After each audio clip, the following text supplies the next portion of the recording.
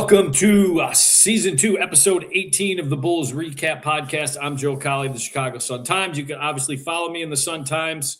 You can follow me on Twitter, X, whatever you want to call it these days, at @JCowleyHoops. And I am fresh off the drive to and from Indianapolis in one day. That was great. Let's start there with the Indiana game, because that's a good starting point. Back in the preseason, Indiana was the model that we were told that the Bulls are or chasing. And the point was, in their eyes, Halliburton, Josh Giddey, modest ceiling, Siakam. That's fine on paper in fairy tale land.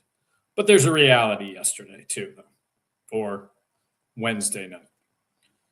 Coby White, who was arguably the best player on the team scoring-wise, has a chance to end the Pacers jinx that's been going on all year. Pacers have 12 wins. 3 of them are against the Bulls.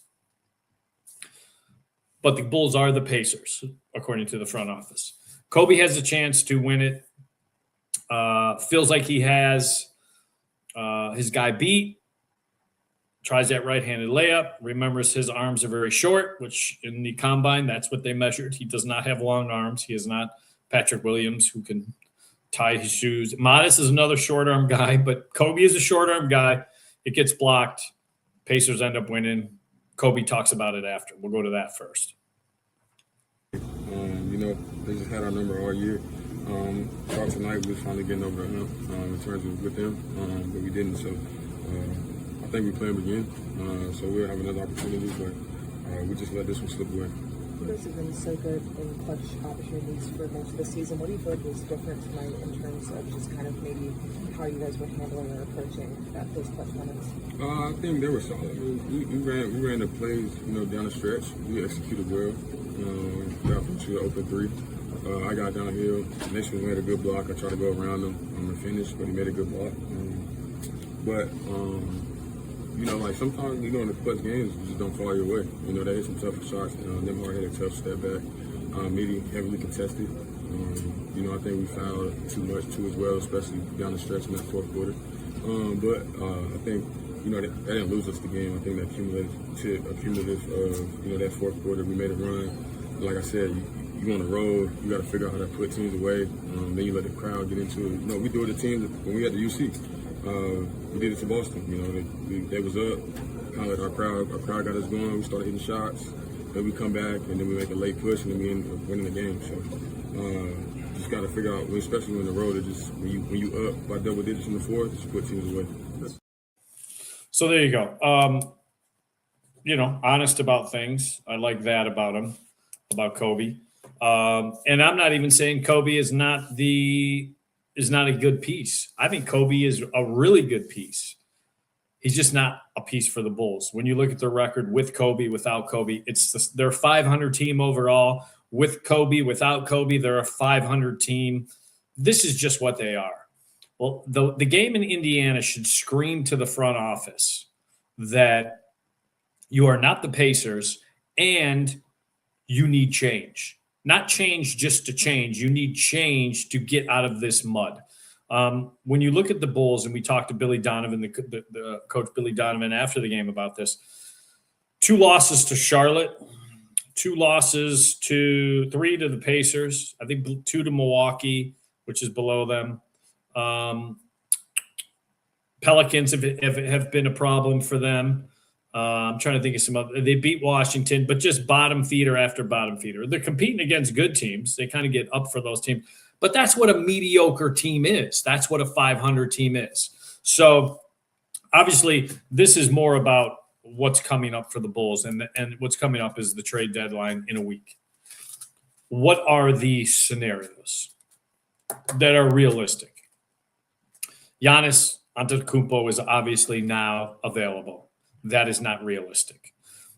What is realistic that we know, that the entire beat knows and that the Bulls have acknowledged, this is about 2 pieces right now. Unless something unforeseen happens, 2 pieces, Josh Giddey and Modest Buzelis. That's it. Everything else is movable. Doesn't mean it's going to be moved, but everything else is movable. So knowing that, and knowing that you have 6 for sure pending free agents, 7 if you count Dalen Terry, Julian Phillips, they have to make a decision on, but they have a year to do that if they choose to do that. But you have Kobe, you have Ayo, you have Vooch, you have Kevin Huerter, you have Zach Collins, you have Javon Carter. Javon Carter's not coming back. Javon Carter will only be moved if he's in a package. There is nobody that's saying, hey, we'll just take Javon Carter to add some shooting and you take X. That is not, considering 21 teams are in or up against the apron, there's just not a lot of flexibility to where he's just a vanity item. So take him out the books.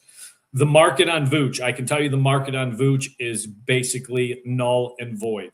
This is not only from people I've talked to, this is the feeling coming from Vooch's camp. If there is a Vooch scenario out there, it is the one that had presented itself last year until they were able to get into the Jimmy Butler sweepstakes, and that's Golden State decides that they are viable without Jimmy Butler the rest of the year, which I don't know if they're going to decide that. Quentin Post and Al Horford have not worked out for them. Their hope was they would cover up that spot with those two.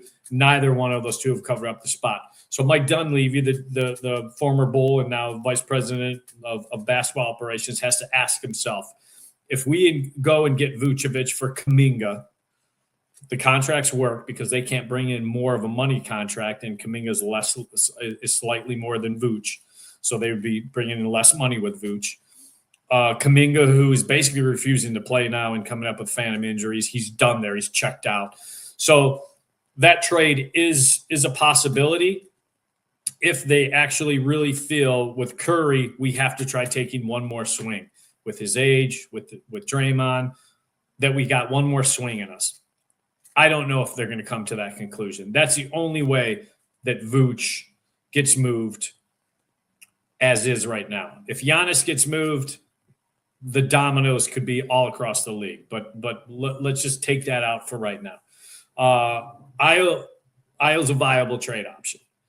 I tend to lean that they would try pushing Kobe White on a team before Ayo. I think they're going to try to re-sign Ayo.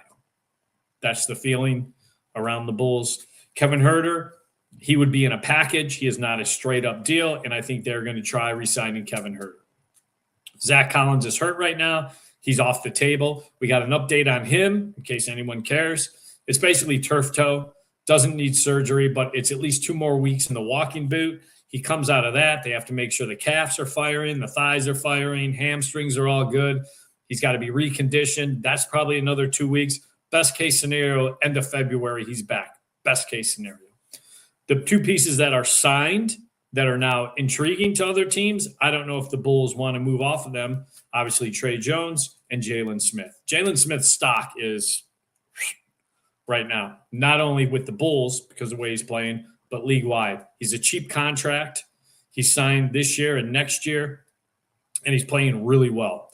But that might be a piece the Bulls want to keep, again, unless something major comes down the line. But realistically, you're talking about Vooch, if one team wants to budge, Kobe, maybe Ayo, but Ayo is something that they want to keep. Everyone else is just a package piece or probably staying put, and they'll revisit them in July. That's the reality right now with a week left. Again, the beautiful part of the NBA trade deadline, everything is fluid. Giannis is a huge boulder that has probably 5 or 6 teams intrigued in trying to move that boulder and obtain him. And it's basically a bidding war between those 5 or 6 teams, whether that's the Knicks, the Spurs, however you want to look at it. Could the Bulls be in there because of the expiring contracts? Absolutely. But the timeline of what they want does not fit. And from the sounds of it and the way they're talking, that is not the plan. That is a shortcut. And we are a no shortcut team, as Arturis will tell you all. So as the deadline comes, that's the Bulls part of it. What would they be looking for? Okay, they're looking for pieces to go with Modest and Josh Giddey, and they're looking for positional size. They're looking for all of a sudden, big bodies. They feel like Josh Giddey has a positional size advantage over most guards, which he does. I don't know how many times this year. There's at least been a handful of times where they've needed big baskets in crunch time, and they've been a good crunch time team before last night. They've been a good in the clutch team, and they go in the post to Josh, and it's just a bad matchup 95% of the time because he's just tough, and he's got a little float game, a little post game. So they like that, and they like Modest as a 3. So what you're looking to add is a 4, probably a future 5, or if it's and they feel like Jalen Smith is a 4. Whether it's a healthy Zach Collins, they stay with Vooch rest of this year, whatever it is. They just want positional size. That's why I think somebody like Coby White is a flexible move for them. So that's the person to keep an eye on. They're looking for positional size. The piece that I think they would most be willing to move is Coby White. What is the market on Coby White right now? Well, kind of quiet. Again, we are trapped behind this Giannis boulder. Before information started leaking the last couple of days that Milwaukee is now fielding trade requests for Giannis, I would say there were probably 2 to 3 teams that were really interested in Coby. There just what hasn't been a match. The Bulls want Tari Eason from Houston. They've been told no. Houston really covets him. Minnesota has been willing to, I think, play a little ball with them, with Dillingham or Terrence Shannon Jr., whatever the combination is, and I think that's a wait and see. Ideally, Coby White, I think, would be great with Minnesota. I think he'd be great with Houston because Coby shouldn't be your number 1 or number 2, but he's a hell of a number 3 option.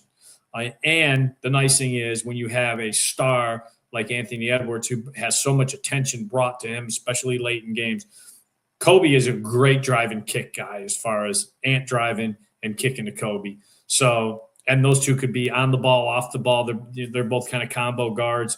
It would really do a lot for Minnesota. I think Minnesota is the team where it feels like it fits the most.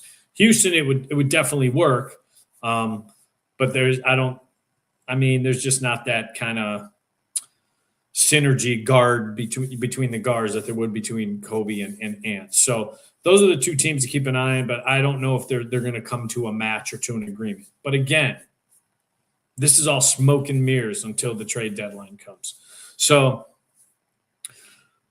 the other scenario to keep in mind is the Bulls' mindset could very well be resting a lot on this financial flexibility. So be prepared as a Bulls fan that next week comes and goes, nothing is done, and the real action comes this summer. And it won't be just necessarily the days of going out and saying, well, we have $71 million in cap room and give us a list of all the top free agents because all these guys have positioned themselves to be free agents.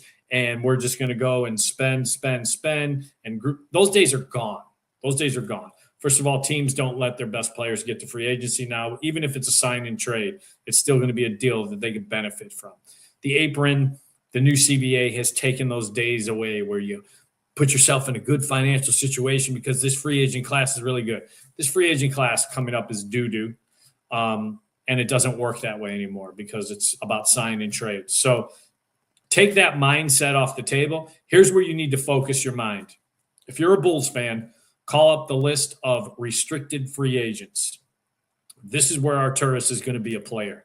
This is his best chance to build this team. Duran, I'm trying to think of some other guys that are interesting. Mathrin from Indiana.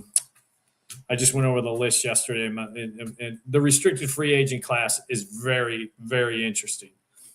But you bid, team gets a chance to match. Remember, there's 21 teams that are in the apron or against the apron that can't really match unless they move another piece. So Arturas is going to take advantage of the apron teams that have restricted free agents. That's what everyone needs to look out for, and that's what they need to watch. Will that make Bulls fans happy if next week comes and goes and nothing is done? No, and they shouldn't be.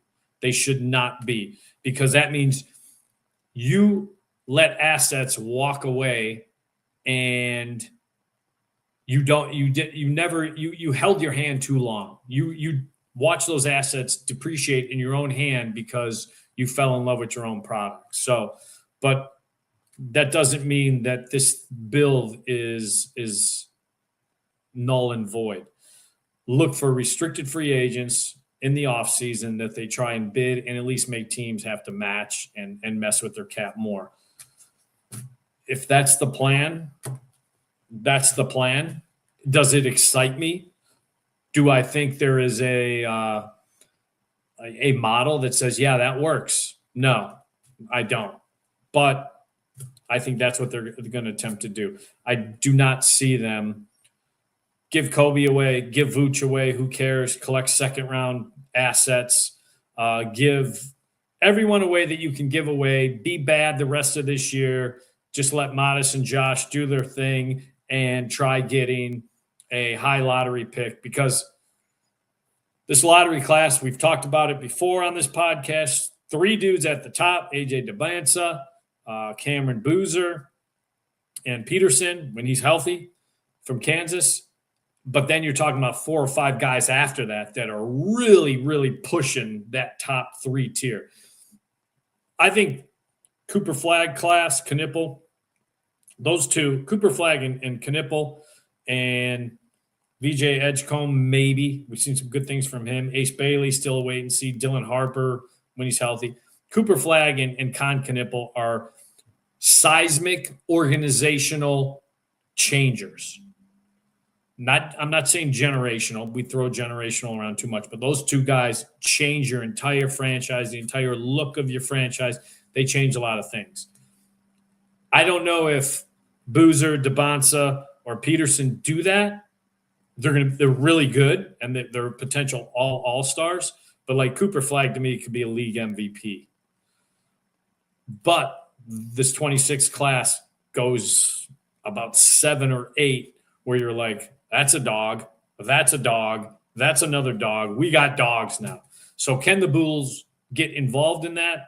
You'd like to think that would be the mindset. But the only way that I think that's going to happen is if the math fairy smiles upon them and they have some lottery luck, because I don't think that's going to be their mindset, which is a shame, especially when in your own division you see what Detroit's done. You look across the division to the west and you see what San Antonio's done, and both of those teams look like they are there to stay for quite some time. So I don't know. We'll see. The final point of this trade deadline to kind of prep you and prepare you to what to look out for. If Giannis goes, right now the market is pretty quiet. Okay, even before the Giannis stuff started breaking, it was pretty quiet. More so out of it being more of a poker game this year, because there are 21 teams in that or up against that apron. So the maneuvers have to be small. The maneuvers have to be kind of tweaks. If the Giannis thing happens, all bets are off. I'm not saying like last year's trade deadline was crazy. I mean, the Luka stuff, which was done early, was crazy. I don't think it's going to get that crazy. It could. But once that Giannis boulder is lifted, the fountain could just, be prepared for anything. It could be a crazy next week. And maybe Milwaukee doesn't find anything for Giannis and they look to trade him in the offseason. That's very viable. That has to be in play. But look, this is why the beginning of February before the All-Star break is the greatest time in the NBA, because of and it has nothing to do with the games. It has to do with the drama off the court. Guys send through back channels. I want to be here. I want to do this. And that carries into the All-Star game where guys are, hey, we should try teaming this. And not as much as it used to be, but it's still out there. It still happens. So if you're a Bulls fan, I would be, excited's not the word. Optimistic's not the word. I would be kind of neutral, prepared for something to happen, but in the back of your mind, ready to take a deep breath, not throw something through a TV, not pull anything off a wall if things are quiet, and realize that there is a second part to this, and that comes in July, and it has nothing to do with the trade market. It has to do with the restricted free agency. So keep an eye on that. their plan is to try and take advantage of that and push opposing teams to the limit. Is that a plan? It seems kind of reactionary to me. Doesn't seem like, hey, we're dictating this and this. It seems kind of like you're a raccoon. You are skirmishing through other people's garbage and making them have to go out and put a better cover on the garbage. So the Bulls are raccoons right now. That's probably the best way to sum it up. So, all right, let's go to the island, Cowley Island, the rant.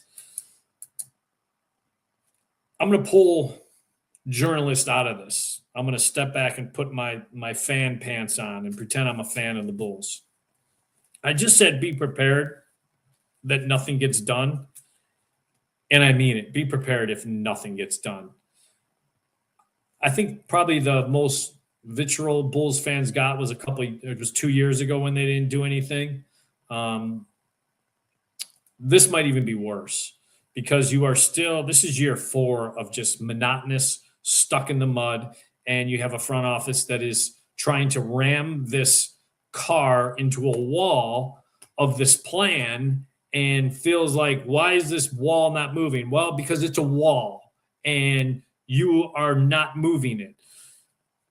I think the anger and the disappointment that Bulls fans will feel, especially if Giannis is moved and there's a lot of activity and you just couldn't get something done, at that point is just an excuse. Because what you cannot do, and I mentioned this earlier, but I'm going to stress this even more, what you cannot do as an NBA team is let talent walk that you allowed to depreciate in the trade market because you wouldn't move it when it was supposed to be moved.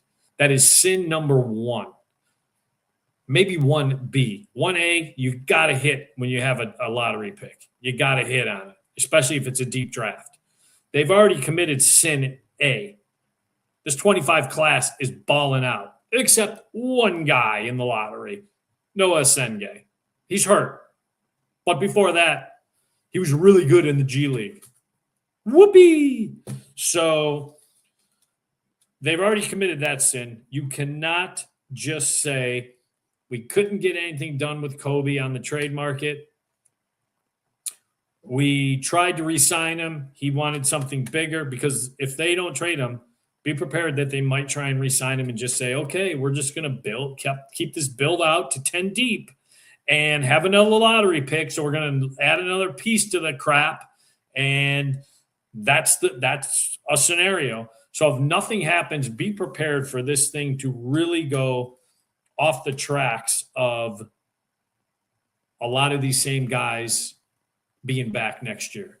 So if you have a Kobe White jersey and he's not traded in the next week, you might be able to hold on to that Kobe White jersey for a couple more years because they will try and re-sign him. They'll try giving him a cheap team-friendly deal like they got Giddey, $100 million, 4 years, and then they'll feel good about themselves like they tricked the system. Meanwhile, you look in the standings and the system is telling you didn't trick shit. You didn't do anything. You are still the same monotonous, mediocre Bulls digging through garbage. All right, let's go to the list. 3 biggest names I think could be moved. We'll go from 3 to 2 to 1. These are the 3 biggest. Cat. Everyone knows how I feel about the Pussycat. Karl Anthony Towns played his best basketball with heart, maybe not statistically, under Tom Thibodeau. The Knicks fans already hate him now that Tibbs is gone. They want him out of there. The Knicks are very Dr. Jekyll and Mr. Hyde from night to night. They're supposed to be the best team in the East. They are now currently sitting 3rd. And if they are not in the Eastern Conference Finals, this is an epic failure by their ownership and front office. If they trade Cat and they get a big deal for Cat, however, their fortunes could change. They know that. I think Cat, people that know Cat, there's a lot of people on the outside that don't know Cat, but people that know Cat and explain Cat to you, his act wears thin really quick. When you have a great coach that covers up Cat and his, I don't want to say intricacies. I don't even know how to explain them. He's not a foxhole guy. He pretends to be. He's not a foxhole guy. And guys that are foxhole guys sniff that out right away. The Knicks have a lot of foxhole guys. That was sniffed out right away. Tibbs was able to cover that up. So, catch number 3. Number 2, I do think the Anthony Davis thing is real. That's been reported several times. He's hurt right now, but he is the ultimate chessboard piece for a team to pull out for the playoffs. It would have to be kind of the right team. Miami, a team like that, where it's like Dallas is just trying to get rid of him because of the contract, and Dallas now smartly has Cooper Flagg and is going to build around him. And then obviously with Kyrie Irving coming back, they have to make a decision there. But for them, AD is the ultimate kind of stash. You remember back in the day when teams would draft Euros and stash them. Now all the Euros are coming over and playing because of NIL, but used to draft and stash. He is a trade and stash. And to be able to unleash him healthy, say what you want. Yes, he is Mr. Glass. Yes, he should be bubble wrapped. Yes, he is very fragile. But when he's on, both ends of the floor change instantly because of that dude. So I do think there is a chance something could be done where he becomes a trade-in stash. So I have him number 2, and number 1 is obviously Giannis. Giannis is the lottery ticket to win you a championship this year, but it has to be, the window is now. You have to be in this is now window. The Spurs, if the Spurs could get him, and whether they have to give away, whether it's, I don't know if, I'm sure they probably want to keep Castle, but if they have to give away almost everything else for Giannis, besides obviously Wemby, whether it's Fox, whatever it is, I think they'd be willing to do that. Maybe they have to throw in Dylan Harper. I mean, obviously, but they have pieces, they have draft capital, and they've owned OKC this year. So I think the Spurs would be the most intriguing place for him. But we'll see. I mean, that's a lot of money, and a lot of young talent has to go Milwaukee's way for them to be able to explain this away. But again, Luka got traded last year, so anything is possible. So we'll see. Look, this is a fun week. I kind of love this week. Not as a Bulls fan, I wouldn't love this week because this could become very disappointing. But as an NBA fan, this is fun, man. This is fun. So next week we're going to have probably a preview show before the trade deadline. And then obviously the trade deadline is on February 5th. We'll hopefully have a live show because the Bulls did something and you're excited about it. Or it'll be a live show where I just look into the camera and shake my head and laugh at you because nothing was done, which means some beach time for the kid come mid-April. So until then, I got next.